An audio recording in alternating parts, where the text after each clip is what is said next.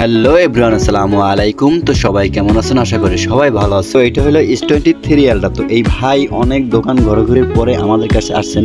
তো ভাই যাচাই করে দেখছেন অনেক দোকানই যে 1800 টাকা, 1500 টাকা, 1200 টাকা এরকম প্রাইস চায়।